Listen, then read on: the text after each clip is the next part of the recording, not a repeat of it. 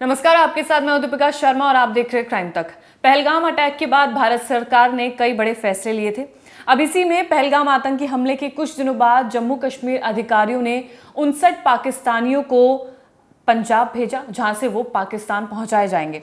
अधिकारियों के मुताबिक दशकों से घाटी में ये लोग रह रहे थे, जिसके बाद से पाकिस्तानी नागरिकों को कई जिलों से इकट्ठा किया गया, जिसके बाद उन्हें पंजाब पहुंचाया गया और वहां से वो लोग पाकिस्तान पहुंचाए जाएंगे। अब इसमें जो नई कहानी सामने आ रही है वो एक महिला की है, एक मां की है, जिसको पाकिस्तान नहीं भेजा गया है। दरअसल वो पीओके की महिला थी, लेकिन इस महिला की कहानी कुछ इस तरीके से थी कि इसके बाद भारत सरकार ने इस महिला को पाकिस्तान नहीं भेजा और वो अब भारत में ही रह रही हैं। दरअसल शौर्य चक्र से सम्मानित शहीद कांस्टेबल मुदस्सिर अहमद शेख की मां है ये, जो पहले इस पूरी लिस्ट में शामिल थी जिन्हें डिपोर्ट किया जा रहा था, लेकिन अब ये पाकिस्तान नहीं जा रही हैं। मई 2022 में आतंकवादियों से लड़ते हुए शहीद हुए कांस्टेबल मुदस्सिर अहमद शेख की मां शमीमा अख्तर निर्वासित लोगों में से एक थी। हालांकि बाद में उन्हें यहीं रहने की अनुमति दे दी गई है। शमीमा के देवर मोहम्मद यूनुस ने कहा कि शहीद मुदस्सिर की मां अब घर लौट आई हैं और उन्हें नहीं निकाला गया है, जिसके लिए उन्होंने भारत सरकार को धन्यवाद भी कहा है।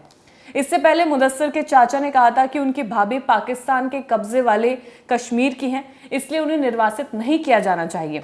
उन्होंने कहा कि मेरी भाभी पाकिस्तान के कब्जे वाले कश्मीर की हैं, जो कि हमारा क्षेत्र है और जिसके लिए उन्हें पाकिस्तान नहीं भेजा जाना चाहिए। भारत सरकार ने उनकी गुहार सुनी और उसके बाद उन्हें पाकिस्तान नहीं भेजा गया। उन्होंने कहा कि मुदस्सिर की मृत्यु के बाद केंद्रीय गृह मंत्री अमित शाह ने परिवार से मुलाकात की थी। उपराज्यपाल भी 2 बार उनके परिवार से मुलाकात करके गए थे। यूनुस ने कहा कि मेरी भाभी जब यहाँ आई थी तब उनकी उम्र महज 20 साल थी और उसके बाद वो 45 साल तक भारत में रही थी।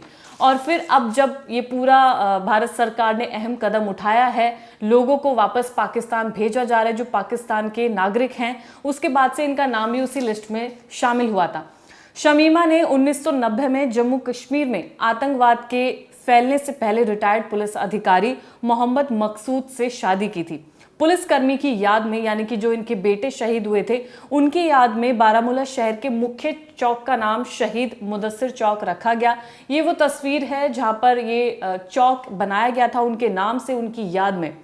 अमरनाथ यात्रा को निशाना बनाने वाली एक बड़ी आतंकवादी साजिश को इन्होंने नाकाम किया था, जिसमें ये शहीद हो गए थे, जिसके बाद इन्हें शौर्य चक्र से सम्मानित भी किया गया था।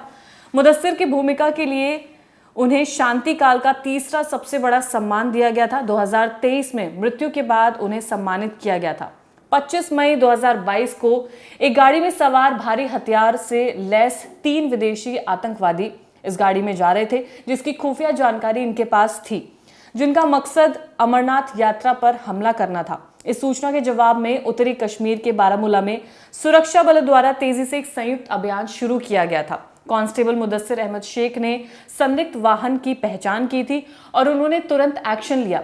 एक्शन में उन्हें ये चुनौती उनके लिए बहुत बड़ी थी कि उन्होंने उस बस को टारगेट करना था, उन आतंकवादियों को पकड़ना था। उन्होंने खतरे को भापा, आतंकवादियों को जो भाग रहे थे कोशिश की उन्हें पकड़ने की। शेख ने अपनी सुरक्षा की परवाह ना करते हुए उस वाहन पर हमला किया, उसे हमले की पूरी कार्रवाई की। बहादुरी का परिचय देते हुए उन्होंने एक आतंकवादी को उस वैन में से, उस बस में से पकड़ भी लिया था। उसको पकड़ा, अपने पास रखा और उसके बाद उस पूरी जो बस थी जिसमें आतंकवादी बैठे हुए थे उस पर अंधाधुंध फायरिंग की गई थी। इसके बाद बहुत ज्यादा खून उनका बह रहा था, जिसकी वजह से हॉस्पिटल में उनकी मृत्यु हो जाती है।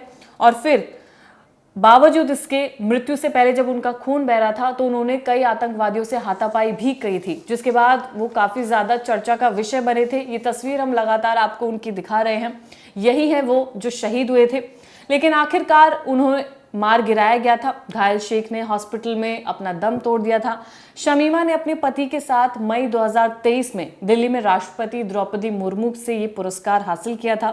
पहलगाम आतंकवादी हमले के बाद केंद्र ने कई कदमों की घोषणा की थी, जिसमें सिंधु जल संधि को निलंबित करना, इस्लामाबाद के साथ राजनयिक संबंधों का कम करना, वीजा पर रह रहे सभी पाकिस्तानियों को 27 अप्रैल तक भारत छोड़ने पर कार्रवाई करना। इसके अलावा निर्वासित किए जा रहे 59 लोगों में जो अधिकतर लोग शामिल थे वो पूर्व आतंकवादियों की पत्नियां और बच्चे हैं, जो पूर्व आतंकवादियों के लिए 2010 की पुनर्वास नीति के तहत घाटी में लौटे थे। अधिकारियों ने बताया कि इनमें से 36 पाकिस्तानी श्रीनगर में, 9 बारामूला और कुपवाड़ा में, 4 बडगाम में और 2 शोपियां जिले में रह रहे थे। इन सभी के लिए जो कानून है वो एक समान है, एक बराबर है। कई क्राइम तक की वीडियोस भी हम आपको लगातार दिखा रहे हैं जिसमें महिलाएं ये कह रही हैं कि जो भी आतंकवादी हमला हुआ है उसे सुनकर उन्हें काफी ज्यादा दुख है, लेकिन उसमें उनकी या उनके परिवार की कोई गलती नहीं है। कई ऐसी महिलाएं हैं जिन्हें अपने बच्चों से, अपने शौहर से अलग होना पड़ रहा है, जिन्हें वापस पाकिस्तान भेजा जा रहा है, लेकिन वो ये लगातार कह रही हैं कि उसमें उनकी कोई गलती नहीं है तो उन्हें सजा क्यों भुगतनी पड़ रही है। लेकिन कुछ ऐसे जो अटैक लगातार हम देखते आ रहे हैं, चाहे वो पुलवामा अटैक हो, चाहे पहलगाम का अटैक हो, इसमें जो लोगों, जो परिवार है, उनको काफी ज्यादा खामियाजा भुगतना पड़ रहा है। जितने भी आतंकवादी जो संदिग्ध हैं उनके घरों को ध्वस्त करना, अब ऐसे में जो उनके घर में जो उनकी माँ रह रही थी, जो उनके भाई बहन रह रहे थे, जिनका इन आतंकवादी हमले से कोई लेना देना नहीं है, उन्हें भी इसकी कीमत चुकानी पड़ रही है।